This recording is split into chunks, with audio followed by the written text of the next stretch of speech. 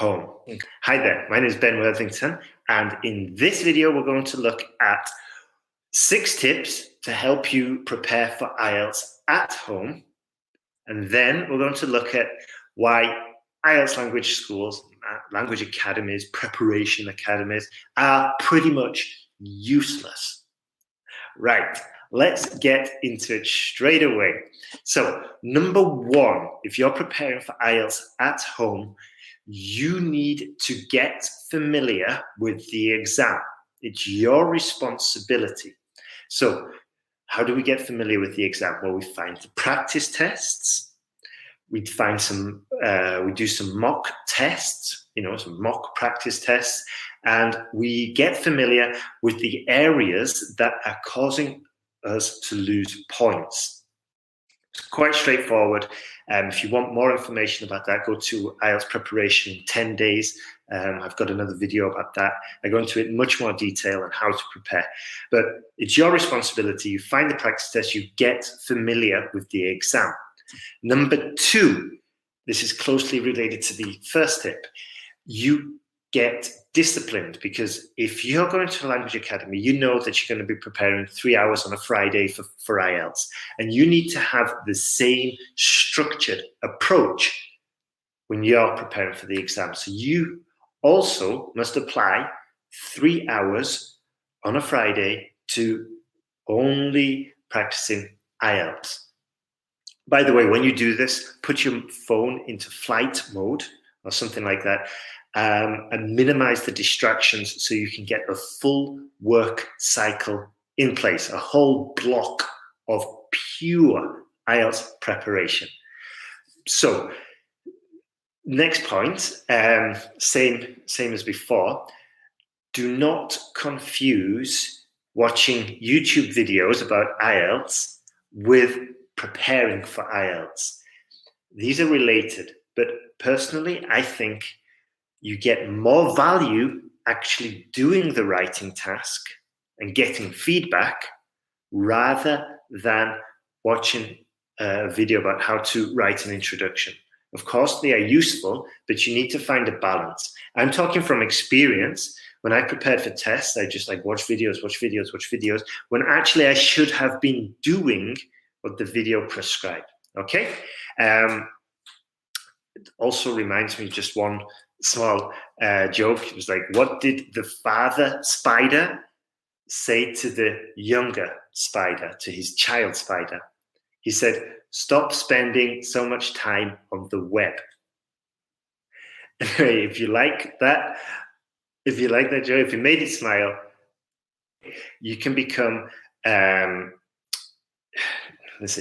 you can find a tutor online, and an IELTS tutor that you find online is going to be, in my opinion, probably better quality than the one at the language center, because the one at the language center probably has to do conversation classes, classes for children, classes for teenagers, and then on a Friday afternoon, IELTS classes. Whereas if you find a tutor that's specialized in only IELTS preparation, then it's much more likely you're going to get better quality results.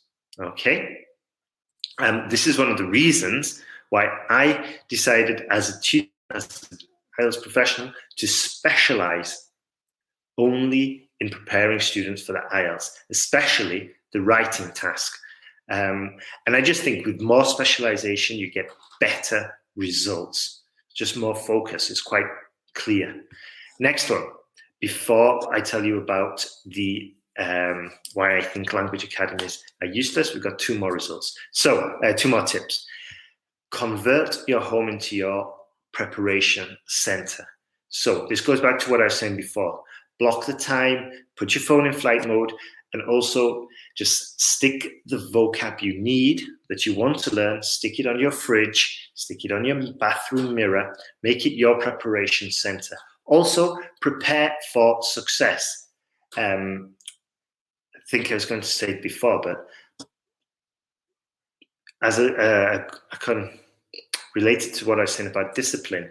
If we fail to plan, we're planning to fail. So when I say make your home your academy, or convert your home into your preparation center, what I'm saying is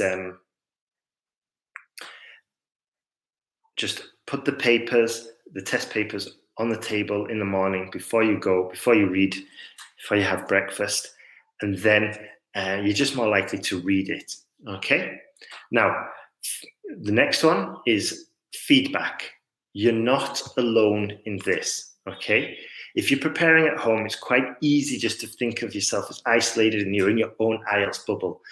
So this is why it's important to get feedback on the exam, on your written papers, to get feedback on your speaking, to find the errors and then improve on them. This is why in the IELTS Speaking Confidence online course that we have, we offer a free mock exam so you can discover your errors. Also with the writing course, there's feedback along the course.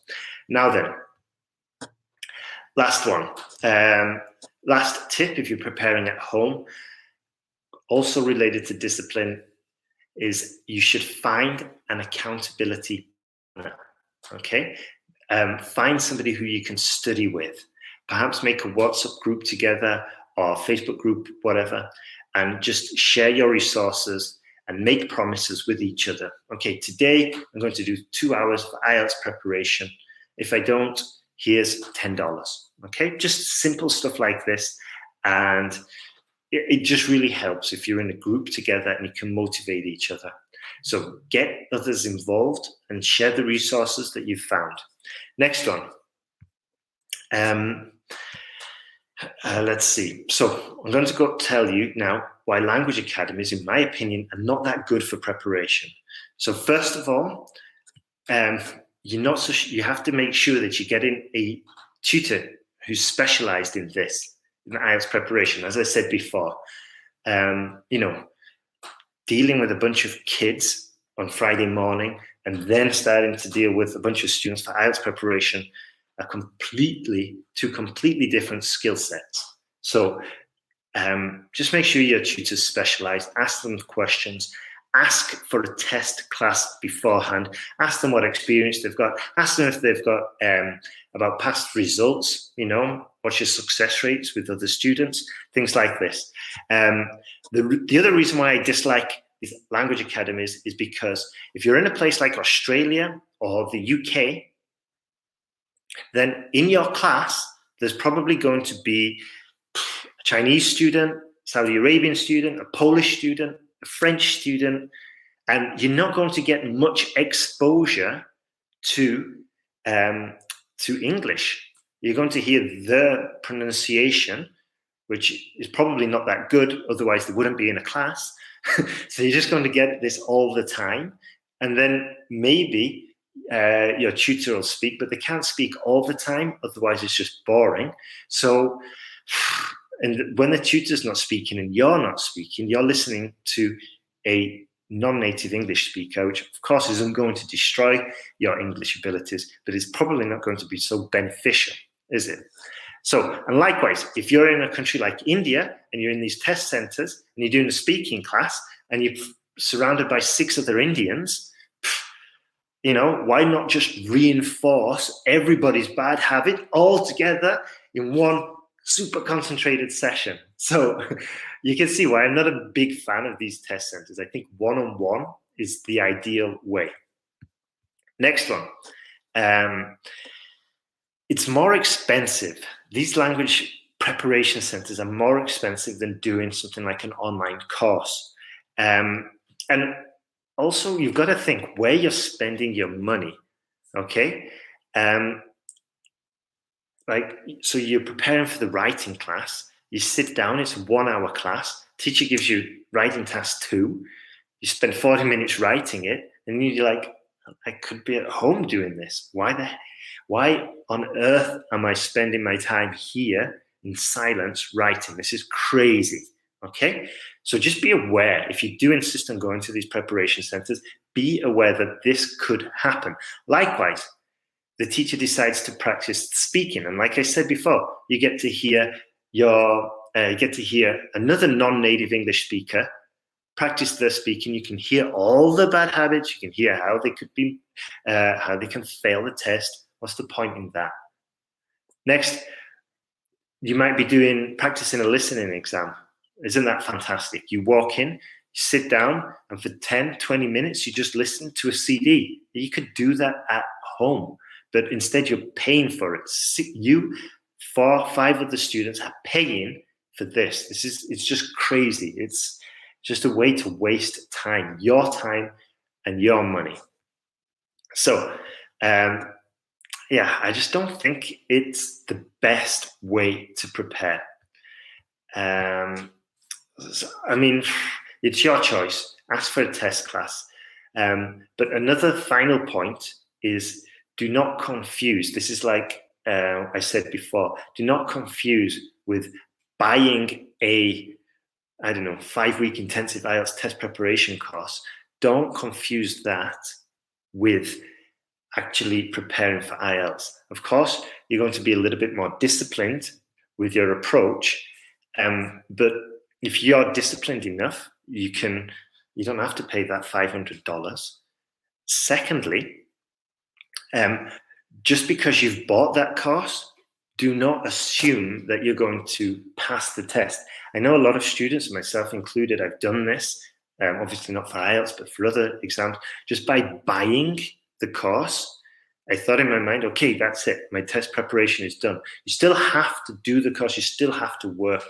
And from my experience, a lot of students, they pass because they put the work, not because they attended the course with 5 of the students, not because they did the intensive course, but they passed because they did a course probably online and then did all the work as well.